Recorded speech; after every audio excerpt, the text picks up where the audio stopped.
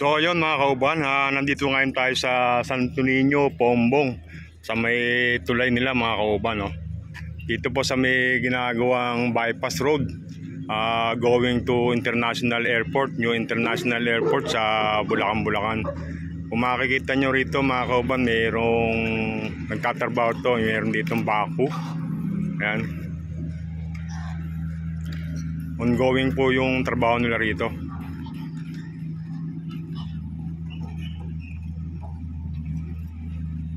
Pasukin natin.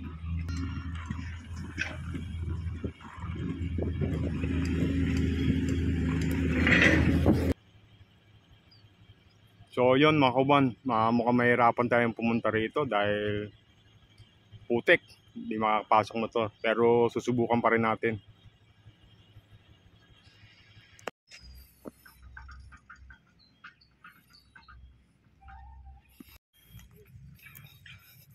Tay, itong daan na to, ito po ba yung ginagawang bypass? Papuntang airport? Okay, sa anong lugar po ba to? Mangas. Mangas. Pombong, Santo Niño, Pombong, no? Santo Niño, Pombong. Oh, sige po, punta na. Hindi lang ubra pala yung motor ko, man. Hanggang doon yung putik niya. Oo nga po, kaya hindi ko na po tinuloy yung motor ko eh. Sige po, salamat. Nagbablog lang po. Hanggang doon niya sa may lampas ng ilog. Nagpas ng ilog po. Okay po, thank you. Ayun po, sabi ni tatay, barangay Bangas daw po to. Pakalayo na raw po nung natatambakan dito. Hanggang doon daw po sa may tagos ng ilog. Ito po kasi mga kauban, yung lugar na to, pag ito nagawa, alternatibong daan papunta sa Bulacan, Bulacan, papunta sa New International Airport. Yan po. Ayan po, dyan po tayo galing sa may pure gold ng Pombong, sa may bungad. Tapos po dito, alakad po tayo. Iniwanan po natin yung motor. Dahil hindi na po makakapasok. Makakita nyo po yung bakas ng mga sa lupa. Oh. Ayan, mabaon po yung gulong ng motor. Dahil po nag-uulan kagabi. Kaya malambot po yung lupa.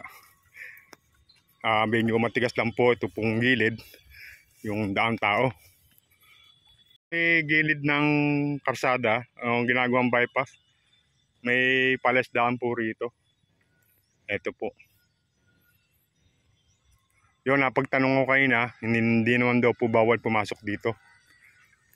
Yun, kaya tayo pumunta. Lakad po tayo. Itong mga tosang, siguro gagamitin to para sa kanal. Ayan, magkabila po rito, may palesdaan. Ayan, lapit pa tayo. Yun, makikita rin sa gawing kanan, isang malawak na palesdaan. Dito sa may kaliwa, meron din. Dito po sa may, makikita nyo po yung luwag ng karsada. Meron na pong mga, tawag dito, yung mga bato, boundary. Ayan, sa kabila, meron din.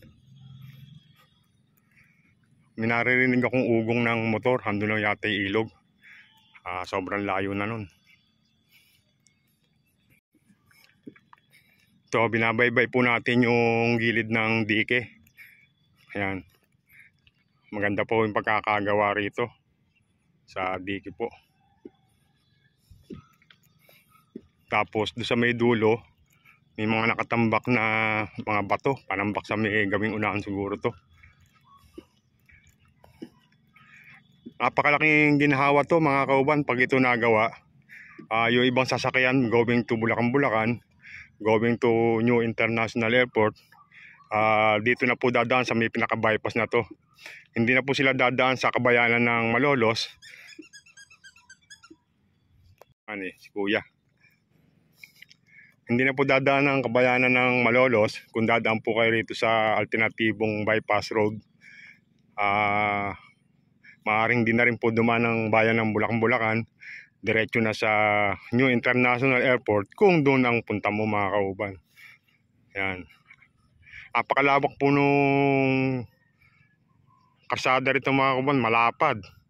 At napakataas po ng itinambak dito, ikukumpara nyo rito sa may lalim ng palesdaan. Maaring dati, ito kapantayan yan. Ngayon natambakan na, nakagawa na po sila ng dike. Yan. Yung dike na yan. Yan na po yung mistulang karsada. Bilis ni kuya. Ayun na kaagad oh. Yun sa may malayo. Ayun oh. May daan pala ron oh.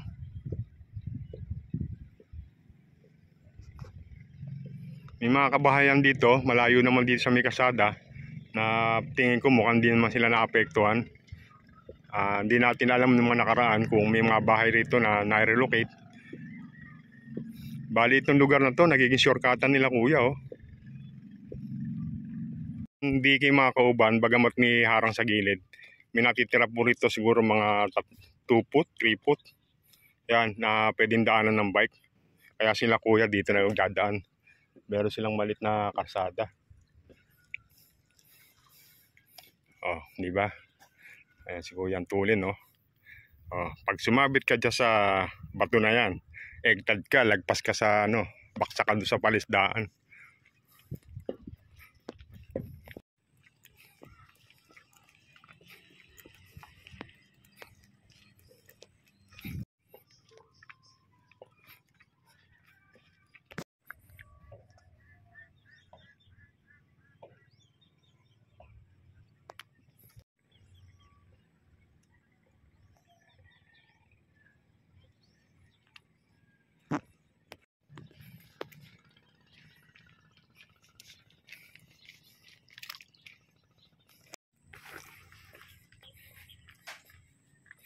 Ito, tumutuloy tayo sa bakal. Dahil doon po maputik. Mulbog yung aking sapatos. Makikita rito yung bako, excavator, pahinga. Ngayon, ito na po yung ilog. Ito na po yung tulay. Puntahan po natin. Yun mga kauban, doon tayo galing. Yun, yung malayo na yun. Diyan tayo galing. Pumunta tayo rito. Yan, ito na po yung tulay. Ayun. Ayan po, maganda po pagkakagawa rito.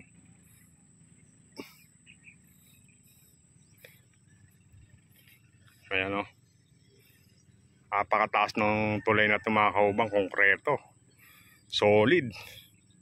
Makikita nyo yung mga baka na yung mga kauban, no? Kakapal niyan. Ang tawag dito, pelote ba to? Ito yung binabound dyan sa lupa. Ayan. Sa mga burak, sa malambot na lugar. Dito meron pa rin ditong isang makinarya. Bako, ayun po sa may ilog, meron din. Ayun, may mga tao. Meron pa ako nakakita ritong kambing na namamahinga.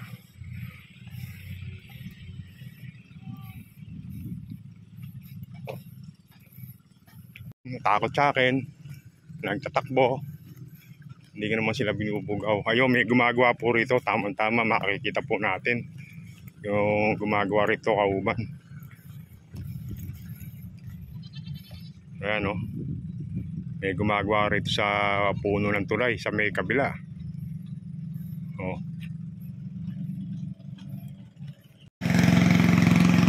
So, yun, makikita rito sa ilog o. Ayun, may bangka. Napakatataba po ng mga sasahan dito. Yung ginagawang nipa, ginagawang pawid, mga kauban, no? Hindi katulad sa Wawa, mga nagkamatay na. Ano, yung ongoing po yung pagtatrabaho rito. Ayan, no? Inaayos po nila yung forma para sa pagbubuhos. Ayan. Ito po yung kadiretsuhan papuntang Bulacan.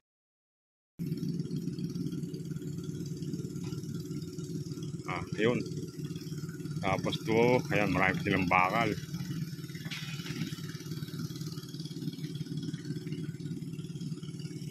Ano nakakasakop dito? Ito, tulay Calero. Calero. Calero Malolos. Ito naman, Pombong pa yun. Pombong pa yun. Okay po. Ito, diretsong Bulacan. Ito yung magiging bypass road ng Bulacan Airport. Okay po. Thank you, sir. Yun, nabilig nyo. Ito po, papuntang Bulacan. Papuntang New International Airport. Ito, Calero Malolos. Ito, Pombong. Yun. Yun. siguro hanggang dito na lang tayo mga kauban. Babay na. Maraming salamat sa mga taga-subaybay. Sa mga hindi pa ako nakakapag-subscribe, subscribe na po kayo sa channel ko. Sa mga subscriber, maraming salamat. Ayun, no? Bye-bye. God bless po sa atin lahat.